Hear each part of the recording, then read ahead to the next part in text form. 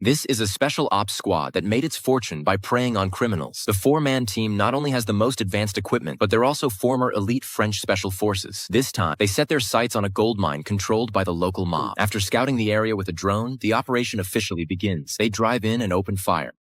Caught off guard by the sudden overwhelming firepower, the lookouts are hit before they can react. Hearing gunshots in the distance, the gang members in the middle of a deal immediately sense trouble, but by then it's already too late. Under the team's relentless assault, they successfully seize the gold bars. The group then speeds off in a truck loaded with the haul. Back at their base, they use sledgehammers to smash open the stones they stole. As the rocks split apart, the hidden gold bars are revealed, and before long, the table is covered with gold. After splitting the take, Chris carries 2 bags of gold bars into a small wooded area, where he's buried the loot he's stolen over many years. That night, the 4 men gather with their wives and children to celebrate the huge score they pulled off. What Chris doesn't expect is that Lewis plans to walk away for good and urges him to disband the team altogether. The wealth they've accumulated over the years is enough to last their families for generations. There's no need to keep living on the edge. Hearing his brother's words, Chris is moved and agrees. The next day, Chris goes to church as usual. During a mission several years earlier, his younger brother died right in front of him. Since then, Chris has never been able to forgive himself, and he comes here every week to pray. What he doesn't know is that something major is happening at home. It turns out his niece, Annie, has grown close to a group of local thugs. To make money, they frequently post bait online and set traps to scam men. This time, they found a new target. After carefully getting dressed up, Annie walks to the door of a hotel room and cautiously knocks. The man who opens the door, Martin, looks her up and down and pleased lets her inside, unaware that he's stepped into a carefully laid trap. Once inside, Annie slowly raises his hands. Martin thinks he's about to have a good time, but the next second, Annie snaps the handcuffs shut. After making sure Martin can't move, Annie calmly opens the door. Leah bursts in wearing a mask. Clearly, this is a premeditated robbery. The two skillfully rummage through the room, stripping Martin of his cash and grabbing a black travel bag as well. Martin angrily threatens them, and seeing this, Leah pulls out a handgun. Just as Martin thinks he's about to die, water sprays out of the gun instead. Staring at the heavy travel bag, Leah thinks they've hooked a big one, but when she opens it, she finds it packed full of finely processed white powder. The two immediately panic. After all, ruthless drug lords are not people they can afford to mess with.